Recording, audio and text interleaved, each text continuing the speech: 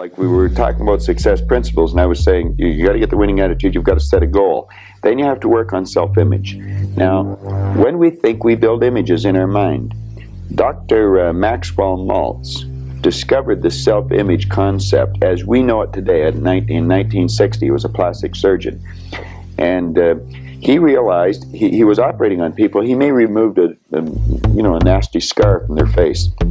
And he noticed sometimes when he removed the scar or maybe did a nose job on them or something, there was a great psychological change took place in the person. Where they may have been introverted, they started to become very gregarious and outgoing. And he postulated that there must be two images that we have, an exterior image, and we also have an inner self-image. And he started to study this, and he wrote a magnificent book on it called Psycho-Cybernetics. And psycho-cybernetics, psycho being the mind, cybernetics being the science of control and communication. And he goes into this and he explains how every one of us has an image in our mind of ourself. And it's called a self-image. Too many people don't know much about themselves, and so they don't have a very good image of themselves. And you'll often notice that people will shy away from you. They won't look you in the eye. They'll look down or look up. They'll never try to do anything of any great consequence because they don't think they can. They have a poor self-image. Okay. Part of that is because through school we're told about what we don't do well. We failed here, we had low grades, or that we could only be part got of it. 60% or whatever. Okay. Yeah. I think there's been a great disservice done with the IQ test in that respect when you're bringing out school. Binet, the Frenchman, back around the turn of the century, invented the IQ test, and then we brought it over from Stanford over here, and we'll test a person's intellect, and then we'll brand them good, bad, smart, not, and that's not true. We can change IQs by changing self-images. But yes, if we're told we're not very good, you're just like your dad, you're a bum, you're never going to do well, you didn't go to school, you can't win. Well, that's all that's all false. We can do anything, and we should be encouraging a child. Give them a pat on the back rather than a kick. Okay, what can we do? Members of our viewing audience right now, most of us walk around with some degree of a self-image. Is that fair to say? We all have a self-image. Okay, would you say most of us have a negative self-image to some degree? Well, let's say we can all improve our self-image. Okay. I don't care how good your image is, you can improve it. Okay, how can we improve it? Something specific. How can we go about making our self-image more positive?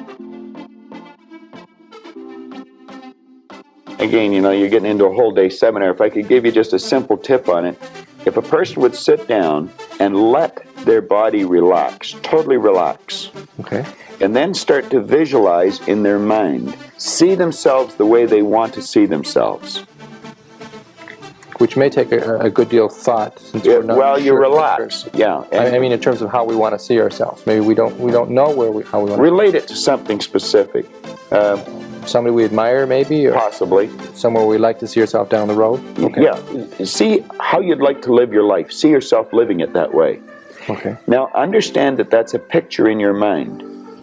When you pick up a book, the book is nothing but a picture that an author has painted in words. Van Gogh, the great artist, was asked one time how he did such beautiful work. He said, I dream my painting, and then I paint my dream. They get the picture on the mind, and then paint it on the wall, or on the canvas. Well, if we would relax and build the image in our mind of how we'd like to see ourselves, how we'd like to see ourselves acting in life, relating to other people, our social life, see ourselves in the position we hold, or how we make our sales presentations if we happen to be in selling or something, and then take that picture and describe it, write it out in the present tense. I am so happy now that I see myself, and write it out. Now, a lot of people will laugh at this and say, that doesn't make any sense. It makes a lot of sense. They can't tell you why it doesn't. I could spend hours telling you why it does, and I could explain it in such detail that everyone would understand it. But write out a description of how you'd like to see yourself. Start to read it, and read it, and read it, and read it every day. Carry it around and keep reading it. The one point that all the great teachers, all down through history, have all agreed on, they've been in complete unanimous agreement on it, we become what we think about. Now, it may be fantasy at first, it might even appear to us as being a lie. But if you read it often enough, you'll start to believe it.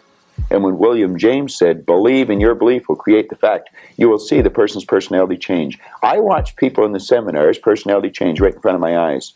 And all they're doing is starting to see themselves different. They're starting to think different thoughts.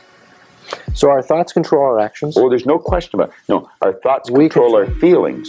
Okay. Our feelings control our actions. All right. And we control our thoughts. Absolutely. Or we can control our thoughts. Control our thoughts, yes.